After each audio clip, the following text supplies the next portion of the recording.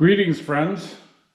It's an honor once again to welcome you back to Rick's Garage. What you see here on my bench are some of the inexpensive toolkits that I've reviewed on my channel over the last couple of years.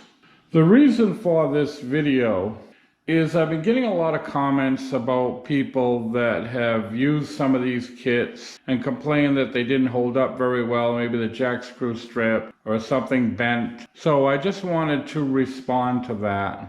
Now, I've purchased most of these kits since my retirement. I no longer have access to the high performance equipment at my shop. Much like you folks, I've put together a little home shop and I'm now a do-it-yourselfer. And that's what my channel is based on, helping the guy who's working on his own car in his own driveway or his own little garage to do his repairs to save money. I'll give you a look at each one of them. This is a seal installer kit. This is an oxygen sensor kit. This is a tailpipe expander kit. This is a ball joint press kit. This is a suspension bushing kit. I said these were inexpensive tools. This is probably the most expensive one. This thing runs about 200 bucks. This is a wheel bearing press kit. This is a tie rod, an inner tie rod kit. Now, none of these kits are designed for everyday use, such as a repair shop or a business. They're all made for the at-home, do-it-yourself, occasional user. Like I said, none of them will hold up under everyday use. So if you're buying one of these things for your business, don't plan on having it hold up very well, or plan on buying several of each one. So like I said, these tools are great for the home user, occasional user, as long as you take a few precautions. Number one, whatever component you're trying to press out, make sure you have plenty of penetrating oil on it. I like to use Kroil. Make sure if it's equipped with a jack screw, it's well lubricated. I like to use white lithium grease.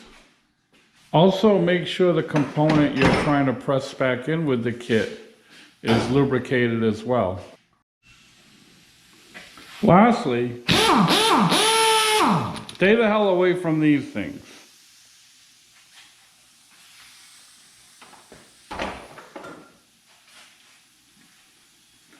My channel is geared toward the at-home do-it-yourselfer that's trying to save himself a buck. You don't need to use a power tool. You've got plenty of time. Take an ordinary ratchet and crank the tool. I know it takes a little bit longer, but like I said, you don't need to be in a hurry. I get more and more comments from people that have stripped the jack screws on some of these tools. One reason is they don't have them lubricated, and the other reason is they go nuts with a power tool. So just keep that in mind, that none of these tools are designed for everyday use. They're all relatively inexpensive. There's a reason for that. So as long as you're sensible with them, make sure everything is well lubricated. Do not use any power tools.